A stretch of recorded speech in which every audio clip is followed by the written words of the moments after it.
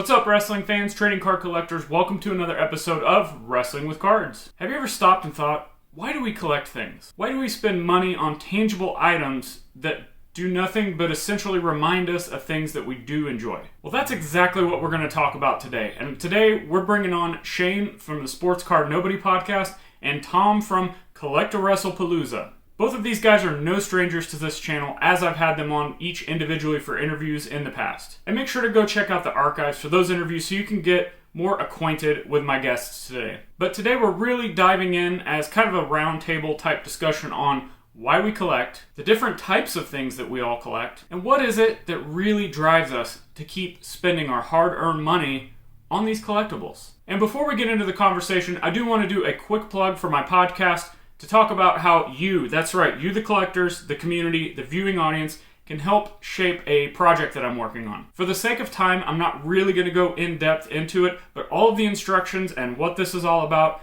go in the show notes and check out the links to my personal podcast, the Wrestling with Cards podcast.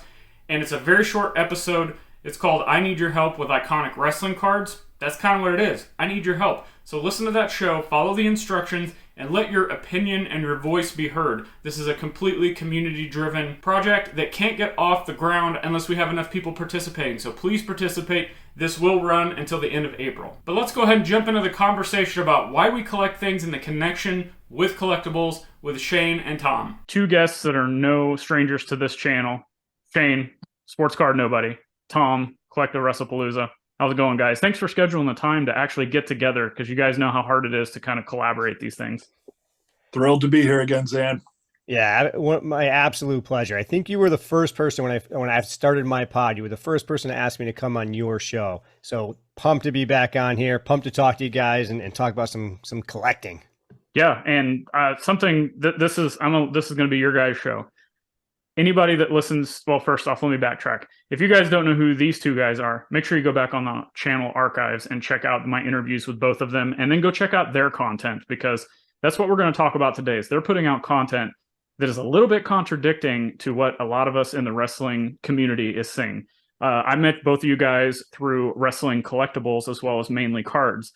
But as we've kind of gone through the last couple years, like you guys have been doing this for a while as well, I start listening to both of you guys start talking about, well, I'm kind of collecting this now. Or Tom, in your case, like from day one, you've been buying the VHS and these kind of, right. I'm not going to say oddball, it's just different.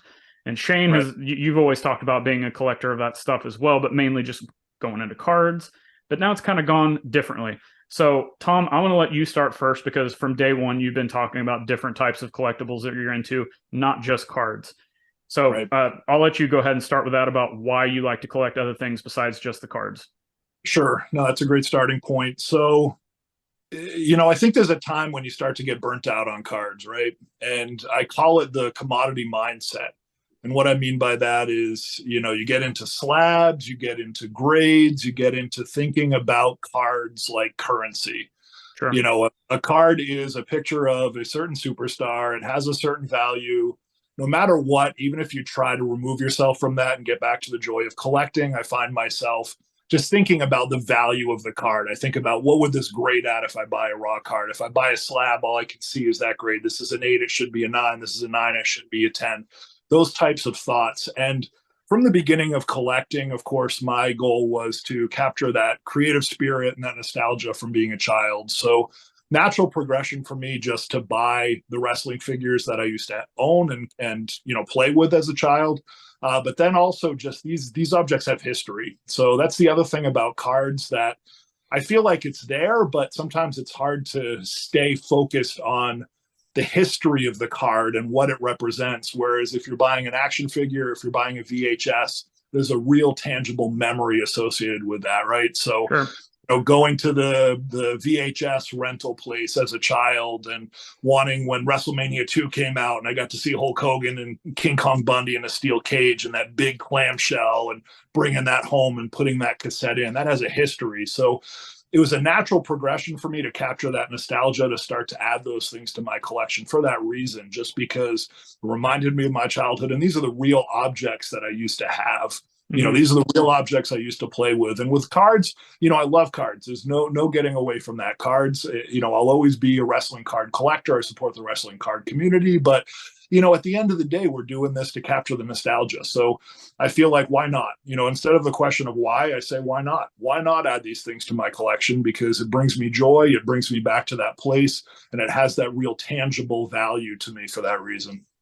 Makes total sense to me. I've always been a supporter of all this stuff, even though it's maybe something like maybe you are buying something that I appreciate and like, but maybe I'm not buying it. Like you buy your LJN figures. I had almost a complete set at one time, but then I decided like, okay, I can cash all of these in and basically fund the Wrestling All-Star set that I bought. So it was just kind of a what do I like better thing, but I totally understand it. So thanks for sharing your insight, Tom. Now we'll switch to Shane.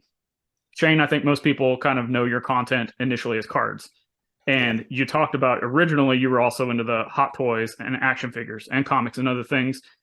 I feel like you went more into cards, and then now it's just kind of branching, maybe even into other places you didn't know you were going to go. So kind of talk about how you've started, like where has this journey gone for you, and how are you ending up now into all of these other avenues? Yeah, well, I've actually been talking a lot recently on the show about how the show is called Sportscardnobody. That's what I call myself. And that's almost become like a misnomer because I've mostly been collecting wrestling cards and, the argument about whether those are sports cards or not sports cards or whatever, but that's become my main focus. It's not even traditional sports cards anymore. But at the same time, yeah, I mean, like you just touched on, my history with collecting is a lifelong obsession. It's a lifelong thing. I don't remember not collecting things. The comic books were the first love. I collected comic books. I loved reading the stories, and I loved keeping the books, organizing them, protecting them. It was just ingrained in me. I can't even explain why. Over the years, that changed. I mean, it was cards when I was a kid. As I grew up and got away from cards, it became other things. Ninja Turtles figures. That was a huge thing for me, was having, I don't remember how many Ninja Turtle figures I had, and I wish I still had all those. But as that sort of evolved over the years, comic books became a little bit tough for me. And so I started to get away from it because I couldn't keep reading as many as I was buying. And at some point it became the Hot Toys action figures. And for those that don't know, those are high-end action figures. They cost between like $250 to $500 a piece. Usually a lot of pop culture things, Star Wars, Marvel, different movies, what have you.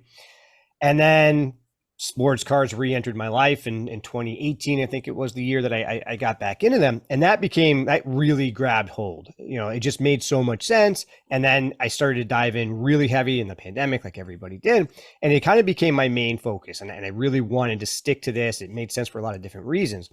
But so for me, Tom mentioned burnout. I don't know if for me it's so much burnout. It's just that my collecting mind floats. It just sort of drifts on its own and starts to find something else that grabs me. And I can feel it happen sometimes. I'll see something and say to myself, uh-oh, my soul is like floating toward that, and I can't do anything about it.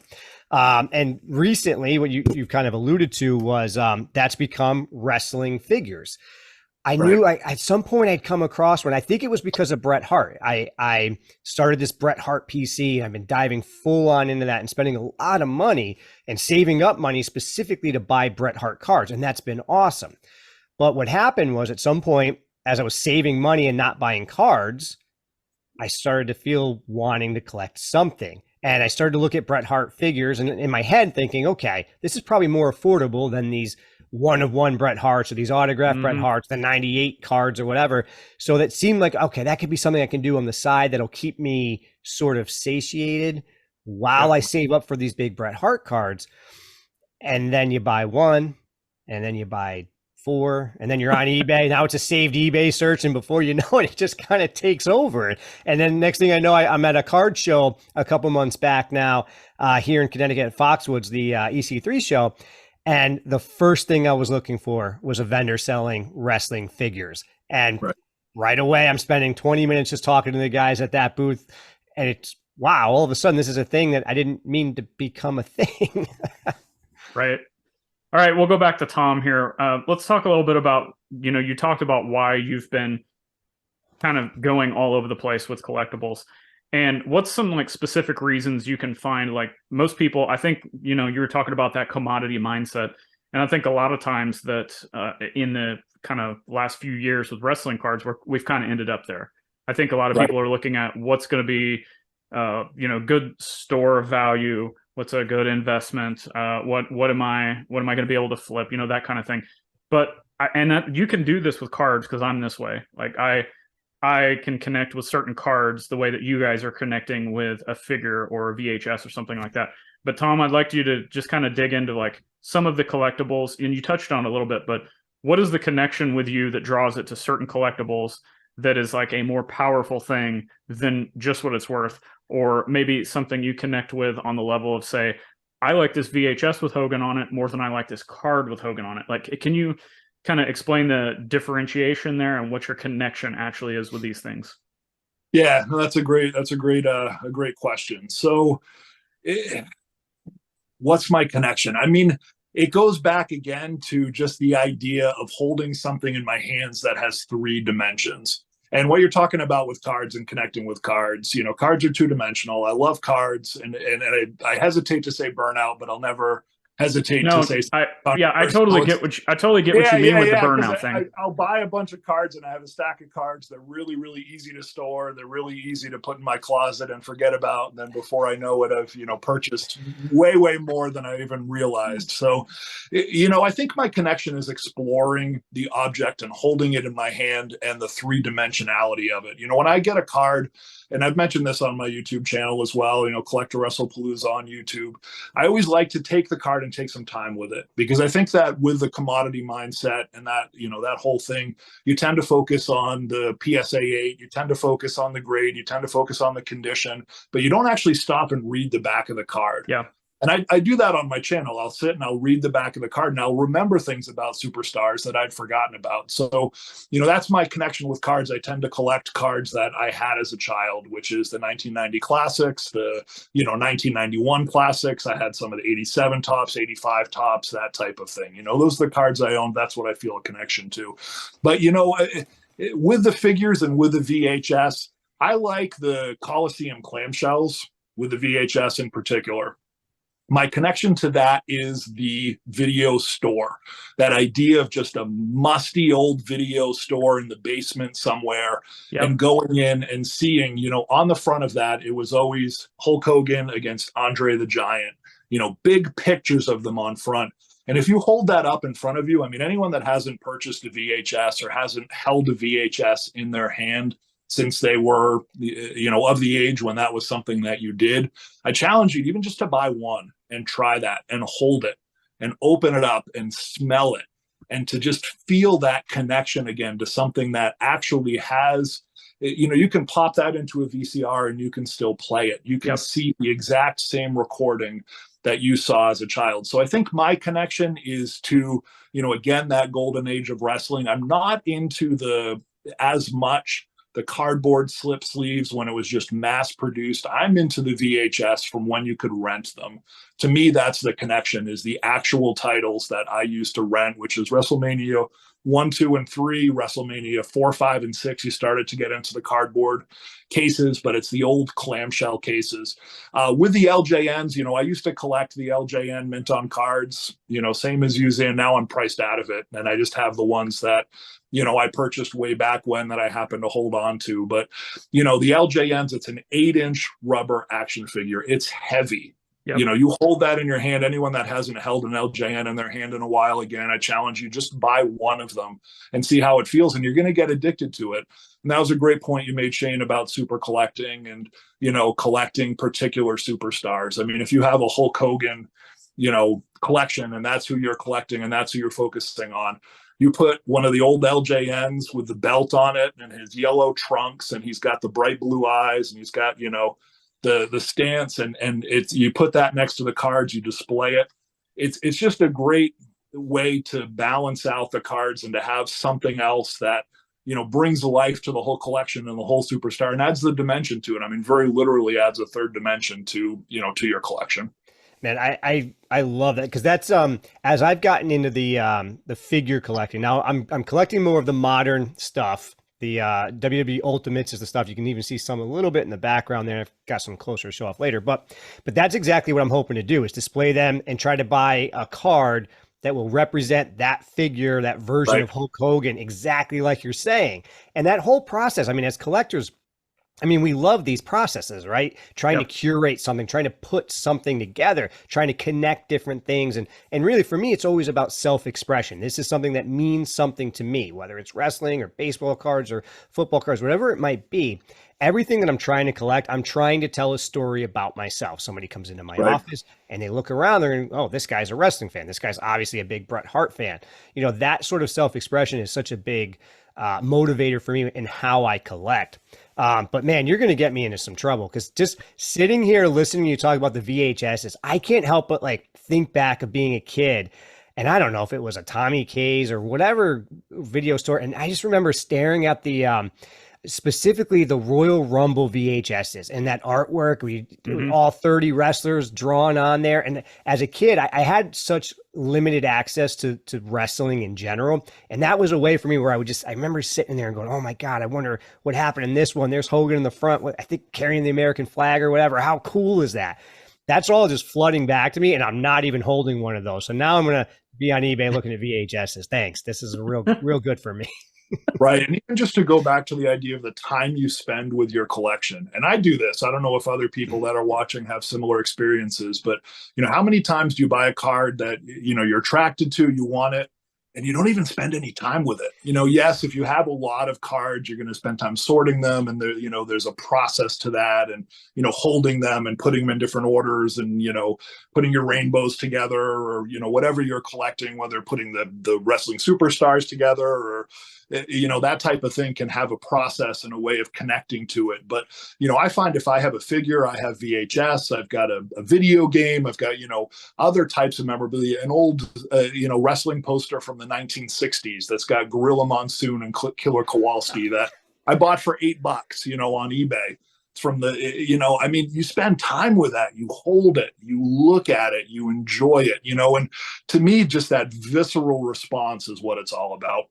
Yeah, that's something in the card world that I still haven't been able to wrap my head around, which is the vaulting. People will buy stuff. eBay offers this now. You buy a card that's worth a certain price and you don't even get it. You just send it right to their vault. Because like a big thing for me with the cards, like the way I like to spend time with them is taking my photographs. You know, I actually try to put some good effort into taking photographs of the cards that I really like. I try not to take just a, you know, for me, just a quick snapshot of my phone and post that. I want to put the lighting. I want to take the 3 different photos and go through my whole Lightroom process where I'm really staring at the card, even on my computer, looking at it next to it. And oh, am I getting the colors just right? Is this what it actually looks like in real life? You know, that quality time with the cards when they first come in means a lot to me. I will try to find time where, okay, I'm going to dedicate this hour to photographing these cards. You know, that whole process really helps me connect in another way. Cause you're right. And it happens. I've ripped wax where, you know, I'll get like an AEW box for last Christmas and I ripped all those. I haven't seen them since. I put them in, I think right behind me there. I don't think I've looked at those cards since, but the super collecting really forced me. When I get a Bret Hart card, every single one that I get, I'm spending that time to photograph it. I'm not even going to share it really until I get this chance to like, to spend this time with it. It really takes it to a different level for me to connect, like you're saying. Right. I'm going to jump in with just one pet peeve. Sure. When you watch people that rip on social media, they're opening up, you know, whatever they're opening up, the, you know, Panini hobby box or what have you. And the base cards, they're doing this. Yeah. And then they get to the parallel and they put that in a top holder and they look at that and they hold that. And the base cards are gone. They're almost in the trash. Right. It's like, well, why even do that? What's the point? You know, if you're not taking the time to look at this card and enjoy it, I don't care if it's worthless.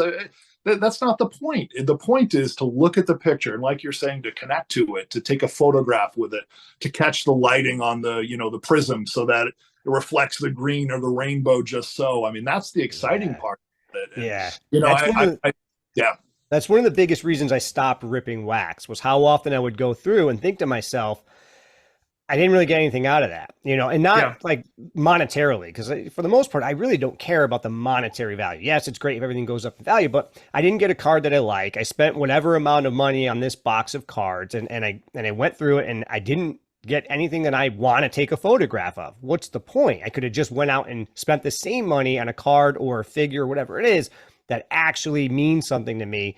And I'm not sort of just going through the motions of being a collector. I'm still diving into that sort of deep philosophy of self-expression in my collection. Yeah, Tom, you mentioned circling back after a few different kind of little side paths we took there. Pictures of the figure and the card, like whether it's a Hasbro or an LJN or one of the new versions, like Ultimate Editions. That's what I was trying to think of. I think it's awesome. Like, that's one of the coolest things I think you can kind of put together. I think, VHSs are cool. Ring worn gear with a card, that's something cool. There's just all these different things that I see people post, and I'm like, man, I can connect with this even though I don't own it. So if the connection that people and the time that they put into these things, it actually it's a form of entertainment for people like me who don't have the collectible, but I see it and I'm like, I remember I was at that video store and I saw that VHS, or I remember picking that figure up at KB Toys or whatever it is. So Tom, speaking on that, I agree with you that the pictures with the figures are great. And then on the base card thing, like, we'll mention this quickly and then we'll jump to Shane with his kind of connection with these things. It's very interesting that you'll go and you'll see like some random wrestling YouTube channel open a pack of WCW Impel, and they open it and it's like Tommy Rich, and they start telling a story about Tommy Rich based on a card, based on a base Tommy Rich card. Then they'll go, oh, the next one's Ricky Morton, same thing.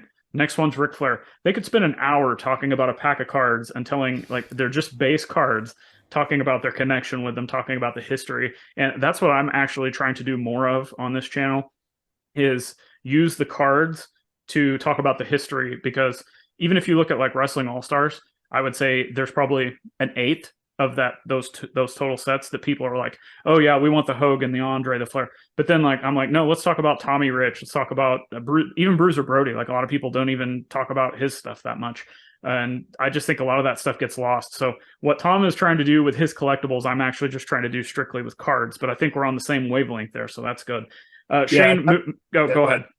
I was going to say, and just really quickly, I mean, I'm not bashing on cards or anything what I'm saying is that it reminds me how to enjoy the cards. Right.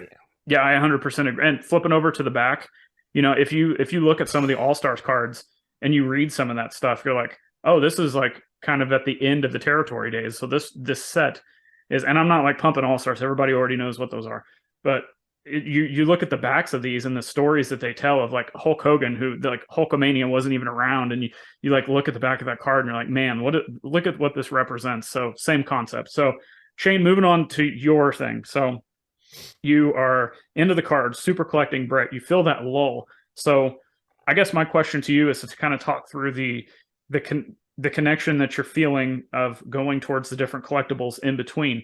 So what I mean by that is, like, is it your collector gene that's actually taking over everything, or is it the lull of the actual cards? Does that make sense? Like, I'm wondering if your actual collecting gene is taking over more than it is the like fact that you love the card or the figure or whatever it is. I mean, I do think I would blame or give credit to that to the collecting gene. It's so hard to. I can't imagine, like, for somebody who doesn't collect to try to wrap their heads around it. But thankfully, I'm talking to two folks who collect. Right. But man, it is so hard to explain how it's just this like almost like a vortex that just sucks me in towards something, and I can't even always describe what it is. And I often am fighting it. Just before we got on air, I was talking about how I just got for my birthday, my wife got me the Lego office set. I am thrilled to build that. The amount of effort I have to do to not dive into collecting Legos is unreal. I really have to be careful because my daughter's getting into them, and it becomes like this easy sort of, all right, so I got her a castle for Christmas and we built that, but I might have gotten that for myself, So it really is this sort of this natural inclination to want to collect these things that typically are nostalgic. I mean, I loved Legos as a kid. Like most kids, action figures, the Ninja Turtles. So above me on a shelf over here, I actually have is a newer version, but the NECA version of the movie Ninja Turtles. Like, that was something I had to get when those came out. That movie changed my world as a kid. That was like one of the most important things I could have experienced. When my mom came home with that VHS, I was blown away. I thought we were like the richest family in town. We've got this movie. I can't believe this. And when those figures came out, they're, you know, high quality, they really look like they're from the movies. And that reconnection, I had to have those figures. I had to stop not getting every single figure that they came out with, but that was just, I couldn't resist that urge. And those urges just come on so often for me. And it's always the same sort of like tenets. It's some sort of self-expression. It's something that does take me back, that's nostalgic. Even though for the most part I'm buying more modern things, it's all stuff that is still a bit of a time machine for me. So while I'll collect the I have a Prism Gold Bret Hart right here. That reminds me of being a kid when I couldn't afford anything wrestling related. I had like one of those wrestling shopping magazines, and I remember staring at the Bret Hart stuff in there that I wanted. This modern card helps take me back there. So anything that kind of hits me with those sort of time machine feels, it just takes me over and it just starts to pull me in that direction. And I have to sort of somewhat logically navigate those waters. It's interesting discussion. And I think that like everything you just spoke about, I don't think a lot of people take the time to think about when they're buying stuff. They just kind of impulse buy. So moving on to the next topic, and that's kind of community response. You guys may have seen stuff like this, but I feel like that the core I don't do anything besides collect wrestling cards group. Like I feel like they almost look down on some of the people who, okay, so you're a collector of this, but then you get out of it, but then you take all that money and you put it into figures, but then you get out of that and you take all that money and put it in back into a card or something like that. So, and that maybe I'm wrong on that, but that's just kind of what I've seen on social media and reactions and comments and stuff like that. So, you guys have Shane, you're a little bit different because your content has kind of gone cards or like collectibles, because you first started out talking about how you did like the hot toys and stuff like that. Then it was like mainly cards, and now it's like everything and everyone, because the amount of guests that you have cover a wide range as well, which is great. And Tom has just kind of been doing the same thing from day one. Like his content has been, hey, I like this, I like this, I like this, I like this, come along for the ride. So Tom, we'll go back to you first. Like what has the response to your content been, and just kind of community response to, I will say, what normally would be a negative, that you have a lack of focus, but in this case it may be a positive for the people who enjoy that. So kind of take that wherever you want. Yeah, overwhelmingly positive. And I say that without hesitation. And the first time that my eyes were really open to that was my first YouTube video that, you know, I mean, in my perspective, blew up, meaning more than 300 views. You know, the first one was an LJN video. And then the second one that I had more than 400 views was a VHS video. And I said to myself, what's going on here? And I didn't know if it was the algorithm, if YouTube just pushed that to a broader audience, or if people were really connecting to that content. And one other thing I want to say about that is, you know, within the card community, sports cards have such a vast history connected to certain sports, whether it's primarily baseball, right? And then there's basketball, starting with the 86 Fleers and onward with that, some football, you know, some stuff from the 70s, you know, but primarily baseball.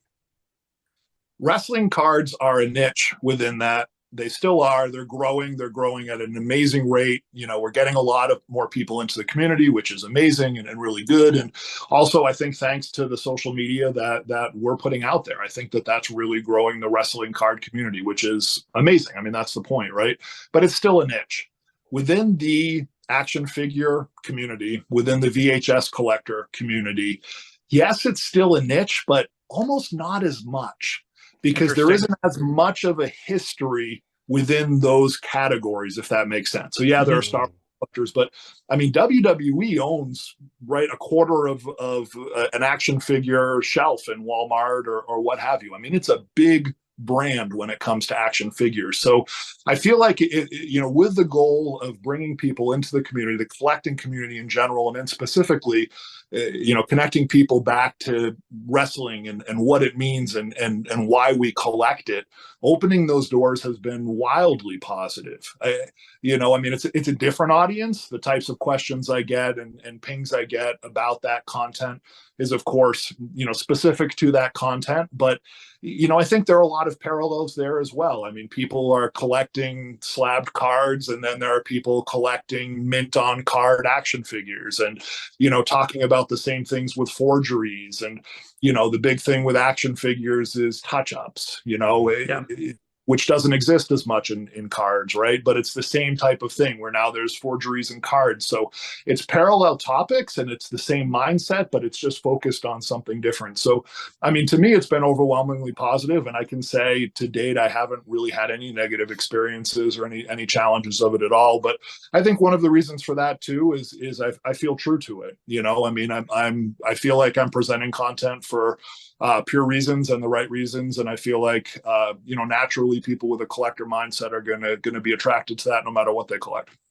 Yeah, that's I can really say, like, I mean, maybe pros or cons. I don't have the biggest audience in the world, but the audience that I've been able to build over the last year and a half, whatever, that I've been doing the podcast, are people that seem to be drawn to, and I really mean this as humbly as possible, but are people that are drawn to me and my passion for collecting.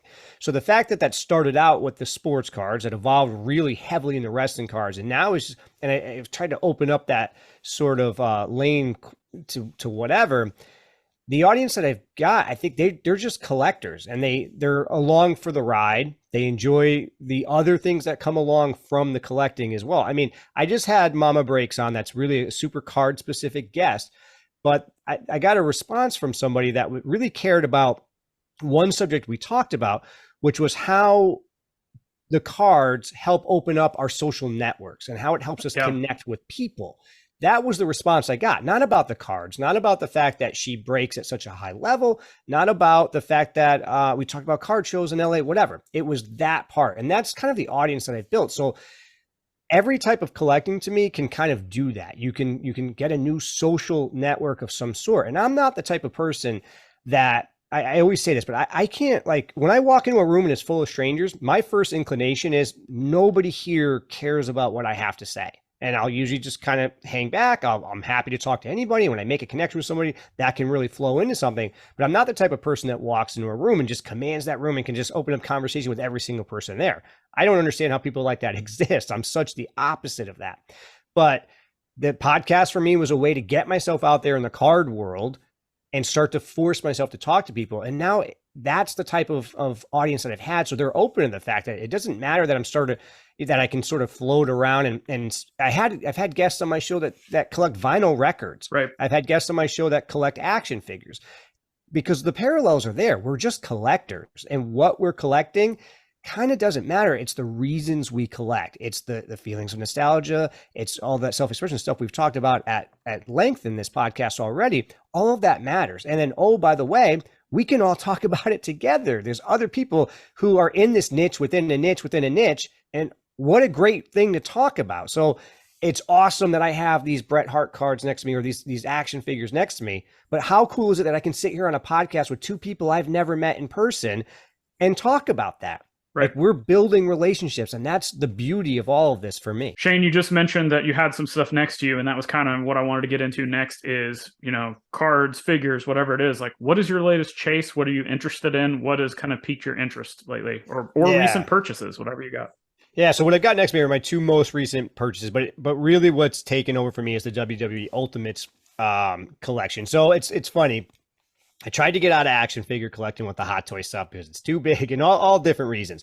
But something that happened with the Hot Toys collecting was the quality of those are really through the roof. Sometimes you'll see photos of Hot Toys on the internet and not realize for a minute that it's not the actual thing. And Thanos is a big one. Thanos, when Infinity War came out, there were different, I think IGN would talk about that movie and use a Hot Toys picture of Thanos. Yeah. I don't know if they knew that or whatever, but that's how realistic those things are. So that has somewhat shaped the way I try to collect action figures, which is why I started to fall in love with these Ultimates. They're not at the level of quality that the Hot Toys are, but that's good because the price is much more close to where I can collect. But nonetheless, they're still really, really good. And some of them are phenomenal. And my two most recent pickups, I've got this Triple H next to me. And this I think is the best one I've seen so far as head sculpts and everything. I mean, I was blown away when this came in, how good this Triple H looked. But yeah, so like now, of course, what the chase is, we talked about is I'm going to have to go find a really nice Triple H card to display with this. I do have a Roman Reigns figure back on my shelf back there where I've shared this on my Instagram, but I have a 2020 Finest Gold autographed Roman Reigns card that I had graded a 9, I think it was. So that was like, okay, display the figure with that card right in front of it. And that's what started opening up. Okay, now I got to find all these other cards. And Triple H might be easy, but this guy might be tough because this one just came most recently as The Rock. This one, I still don't know this checklist super well. I built my own checklist to know what these are. I think this was like Series 5, the first Rock they came out with, the more Elvis style with the big sideburns, when he really became, the most electrifying man. But now trying to get a Rock card that's going to go well with this, that's going to be a nice Rock card. That's going to be a little bit difficult. It will. It'll be expensive, maybe. Yeah, right. It's going to probably be expensive, right?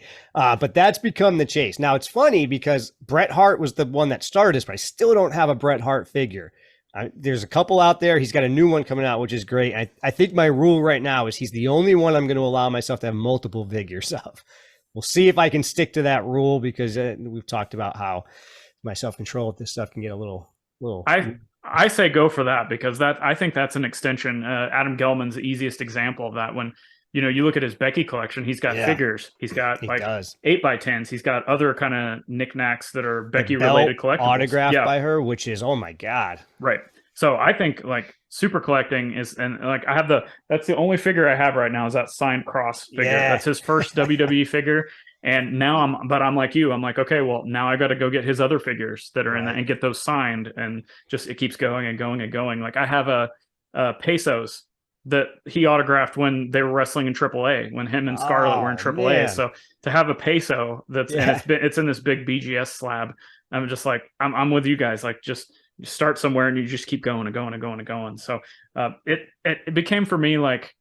The reason I got out, because I had like a lot of the super rare figures, like I had the whole UK Galoob set and I sold all those, and I had a lot of the LJNs. I sold that stuff because for me, the niche of the cards, I liked it better because for me, it was more of a store of value. And this is what I mean. If I take all those Galoobs and I put them into the All-Stars, if I decide to sell the All-Stars, which I don't see that happening, maybe closer to when I'm dying or something, but if I'm going to need to sell those, they're going to be easier to ship. They're easier to store. I can get them encapsulated. That was kind of my thought process besides like, okay, I don't need my vinyl records. I don't need my figures. I just want the cards. As you can see behind me, I do branch out occasionally with the Turbo Man back there because whole other topic for that, my love for Christmas and Christmas movies and stuff like that. But that's kind of why I went all in on cards because I started shipping out a lot of my elites and a lot of my LJNs. And I'm like, man, it's like, they're selling for, say, $30-$40 on eBay, but then it cost me $25 to ship it carefully. So it was just like a losing proposition for me. So that's why I got mainly out of that and mainly into the cards. But as you can see, bowling balls, who in there, who's got a Rock and Chris Jericho bowling ball? Probably me. I don't know of anybody else that's got these random things, but I'm just saying that stuff to say that like I know what you guys are talking about. So Tom, what kind of wacky stuff do you have recently that you haven't? Do you got anything you haven't showed off on a video yet? Yeah, I'm going to show a couple of things, but I have admired the bowling balls in, and I did notice those pop up recently. They weren't in your first videos, and then when they popped up, I said, "That's awesome. Those are great." You never know what's going to show up back there. Yeah, and the Turbo Man. And just quickly, the logistics discussion, I think that's a really good one. I'm going to tell a quick story that other folks might relate to. The first WWF LJN Mint on card that I sold on eBay. And God bless this buyer. If you're listening, it was all good. But the buyer specified exactly how I needed to ship it with the dimensions of the box, double boxed, with packing peanuts, exactly how it needed to be shipped. And like you said, I mean, it literally cost me about $50 to $60 to ship this thing with material, weight, all the stuff, but it was necessary. It was a high-end LJN. They wanted to make the bubble did not get dented. It was in very good shape. It's a real thing. So, I think with this stuff too, I think there's the idea that a lot of those objects I'm buying that are not wrestling cards, I mean, back to the commodity discussion, it's PC stuff.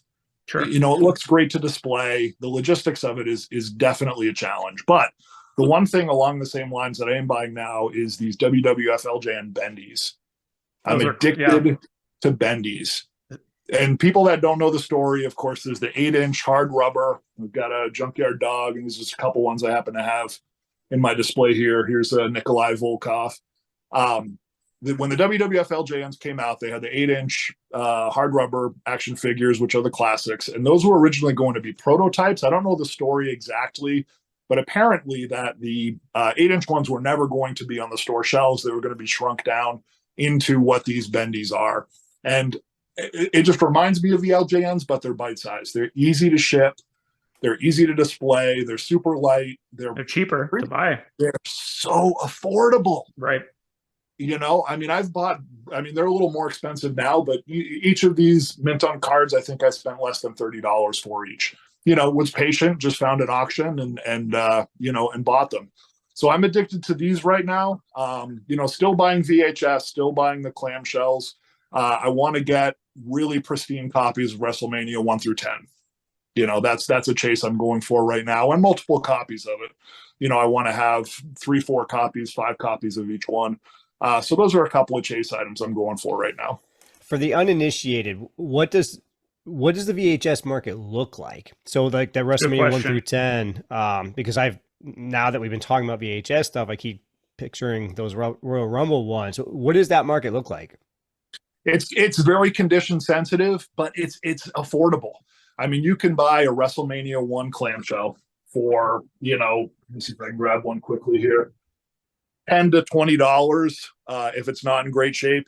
Now, here's the thing with the clamshells is this is a WrestleMania 2. So what you're looking for is, of course, the sticker on the side. That indicates when it was sealed originally from the manufacturer. If you find one with a seal intact of the old clamshells, thousands of dollars. I mean, those just don't exist, but it's very condition sensitive. But I mean, you can buy this for, this is an X rental. You can see here it says sports. This was on a video shelf, under $20 for something like this. So again, very condition sensitive, but very affordable. I mean, I can't believe how inexpensive some of these VHSs are. I feel like it's undervalued. Man, it's so funny to think. I mean, you just pointed out the fact that it's a rental. To think how many people probably watch that tape. Yeah, I don't know. Look at this. That's so Hulk awesome. Hogan and King Kong Bundy in the big blue steel cage, right? Yeah, the closing match color. Yeah, who would have thought we would have said, man, what a match. Tom, is that where the Immaculate card is from? Because Hulk Hogan's he has an Immaculate auto where he's in the blue cage. Is it from that match? I wonder. It was probably around that same time because I believe the Immaculate card, he has the headband, right? I think he does. I remember him being in some other big blue cage matches, but I don't remember him wearing the headband at that time. So I'm not positive, but I think that may be accurate. Tom, going back to you're talking about the VHS and just kind of the stuff that you're buying lately, based on a couple of your your newer videos, I should say. Well, the older ones too. One thing I appreciate you do is what we've talked about already, and that's telling your viewer why something's important.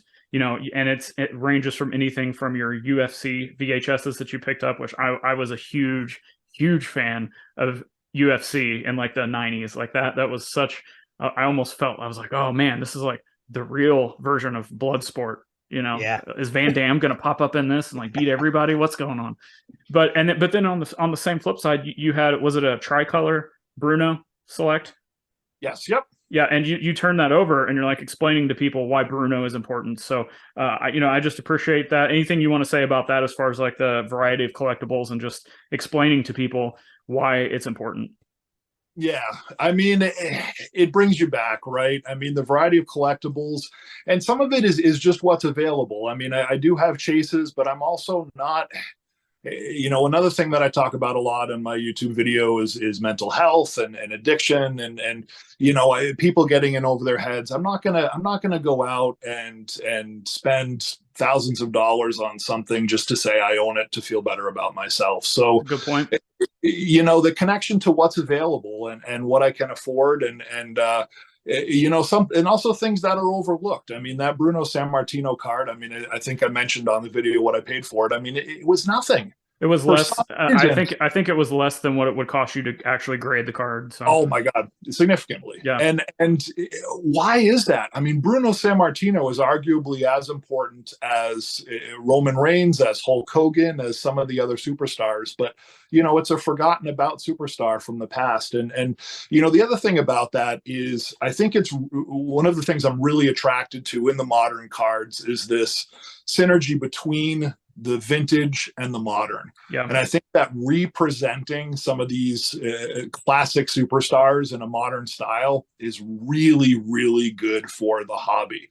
I think that that's one of the best things about the Panini Revolution, right? Is that you've got your Hulk Hogan's, you've got your Macho Man's, but they're in these amazing shots. They're super glossy. It's in a really presentable format that a modern audience can look at. So I think that seeing the superstars in different lights, in different ways, like you said, Bruno Sammartino on a Panini Select. How cool is that, right? very. I mean, how cool is that?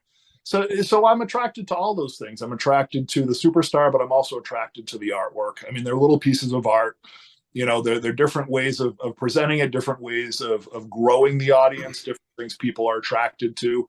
And then again, like I said, things that I think are maybe neglected, not looked at with enough scrutiny, things that we can put our love into and assign our own value to.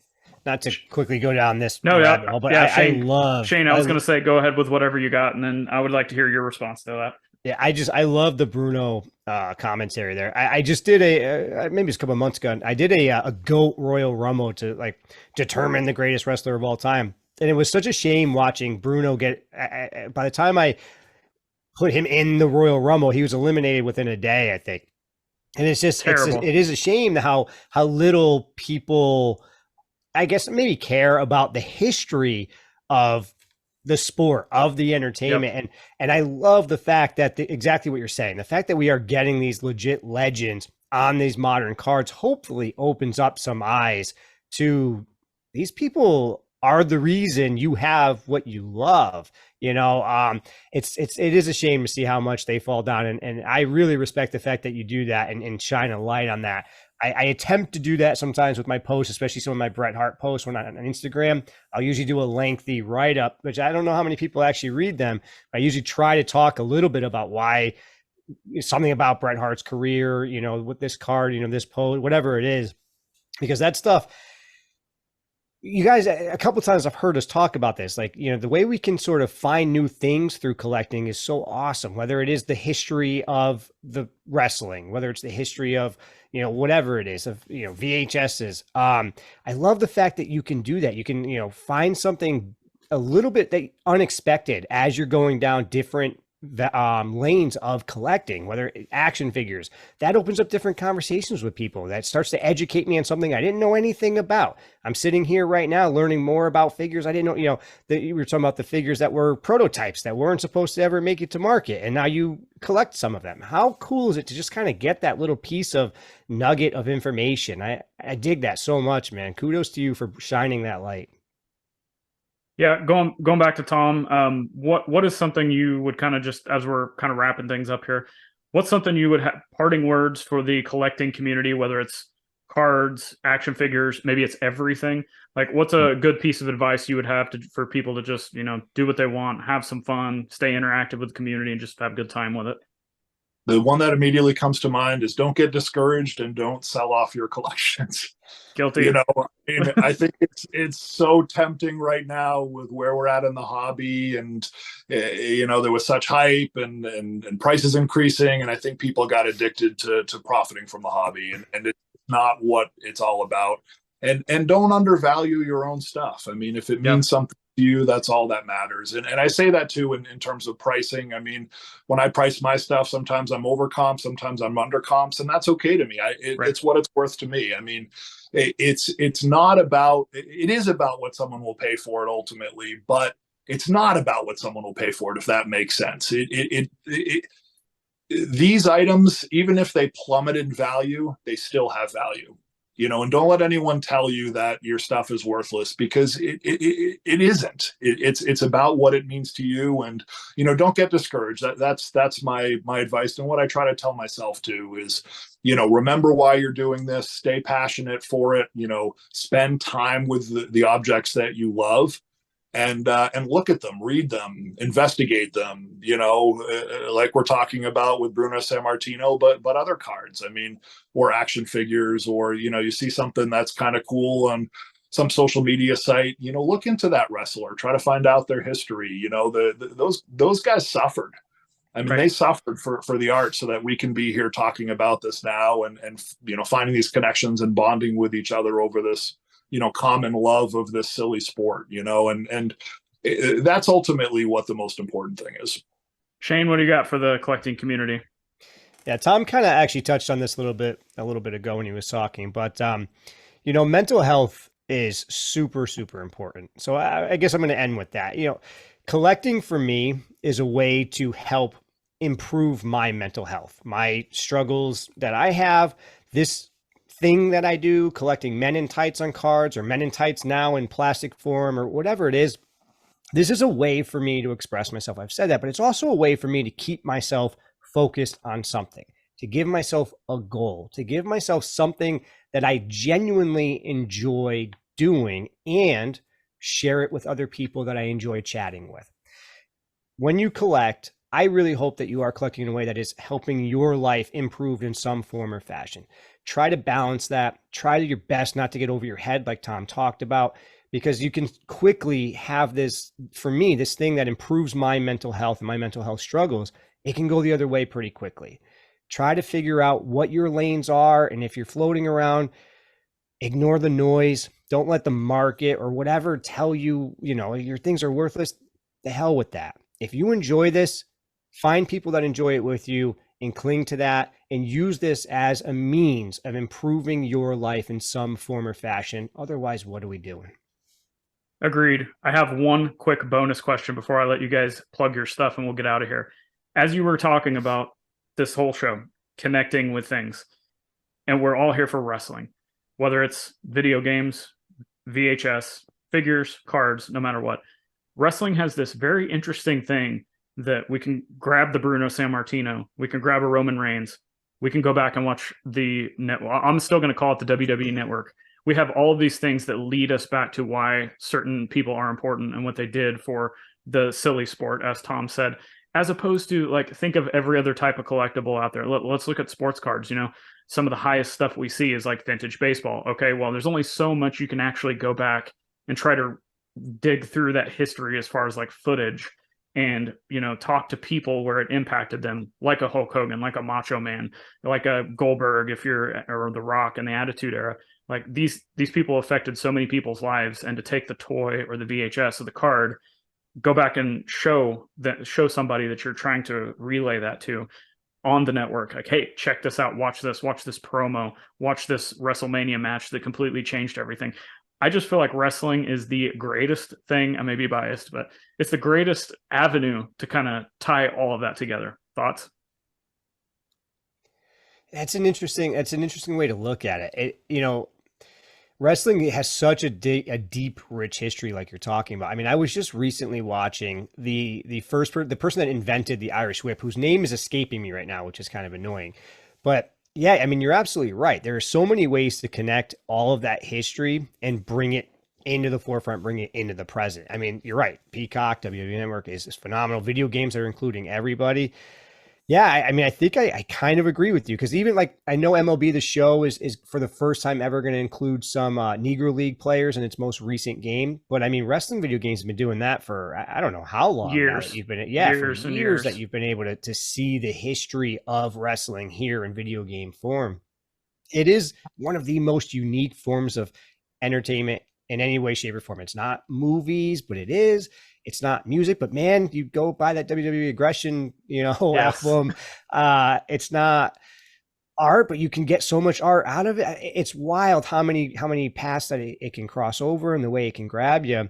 Yeah, I mean, overall, all this rant here is I agree with you. There's something so unique about it, and there's so many forms of entertainment that you can use to help learn more about it. All the books that have been written, especially the autobiographies by wrestlers now who aren't afraid to expose the business. I mean, you could really learn all the ins and outs of this wacky world. I was going to say, I mean, the job of a professional athlete is to perform. So if you're a baseball player, your job is to get batting average, to steal bases, to score runs. If you're a wrestler, your job is to connect to the audience. And that is all that you are evaluated on. You get cut from the WWE if you don't get pop, if you don't connect with the audience, if your character doesn't get over, right? And that is a talent, and that is they're actors. They're entertainers, and it's the whole thing with wrestling is real, wrestling isn't real. Wrestling is real. I mean, obviously they get hurt. It's a sport, but it is entertainment, and that connection is absolutely integral to what wrestling is. So, going back to the idea of base cards, and, there really is no such thing as base cards in wrestling, in my opinion, because we all connect to different characters. And, you have your Hogans, you have your Ric Flairs, you have, your Rocks, but, you also have your the Boogeyman, or, in my case, I love Papa Shango, I mean, all of these mid-carders that for whatever reason entertained you. And then you find other people that are into that. I mean, Zhan, Karrion Kross, that's your passion. And that's amazing. You don't find that as much in the other sports. You find people that are attracted to particular athletes based on their performance. And I think that's unique to wrestling. And I think that that's one of the things that makes the community so colorful and so amazing. Tom, let everybody know where they can find you. Anything you want to promote, floor is yours. Okay, I'm going to do it once. Collectawrestlepalooza. Yes. So, yeah, the catchiest song in the wrestling community. That's my goal, is that it gets in everyone's heads, right? That's my jingle. It's Collectawrestlepalooza. You can find me on YouTube. You can find me on Instagram. You can find me on Twitter. I do have a website, collectawrestlepalooza.com, that has all the links, and I'd love to hear from you. Shane, let everybody know where they can find you. Anything you got coming up that you want to talk about? Yeah, just the podcast, Sports Card Nobody. Find me on all your Apple Music, Spotify, all those, any place that you can listen to podcasts. You can find the podcast. I do a once a week show. I'm usually out on Monday nights. Try to have a guest whenever I can. Otherwise, I'm just talking about whatever interests me. And always, you can reach out to me. I love to hear from people. I love to have any feedback, but you can find me at Sports Card Nobody on Instagram, at Sport Card Nobody on Twitter. Tell me what you think. And you can find these two guys talking to myself in the archives of this channel if you want to find out more about their origin story. I didn't want to waste anybody's time with that, since we had already talked. We needed to dive deep into this conversation. It was a great one. Everything you guys have talked about, links to your socials and the podcast, will be below in the show notes with everything else. So, guys, thanks for your time. Thanks for elaborating for the community. I hope everybody got something out of this today. And it's always interesting. Shane, you know this now, as you have guests, coordinating, trying to get these things all together. And for you guys to take the time to do this today, I greatly appreciate it. So thank you, guys. My pleasure. Same. Huge thanks to Shane from the Sports Card Nobody podcast and Tom from Collectawrestlepalooza for taking the time out of their schedules, because it was a little bit of a challenge to coordinate this, for them to come on and talk about why they do what they do. I hope today's video brought you some value, and I hope it made you stop in a world of pricing and grading and markets and this and that. It made you stop and realize why you are collecting in the first place, and what you are collecting, and why it makes you feel the way that it does. If you enjoyed today's video and the guests that I brought on today, let Shane and Tom know about it. I've put the links to their social platforms as well as their content creation platforms below. Make sure to give them a sub, give them a follow, reach out to them, send them a DM, say, hey, I appreciated this, or if you got questions for them, I'm sure they'll be happy to answer. Just tell them thank you for what they do. And while you're in the show notes, check out all the other links I have down there for my personal stuff, all the different ways that you can help show your support for my content.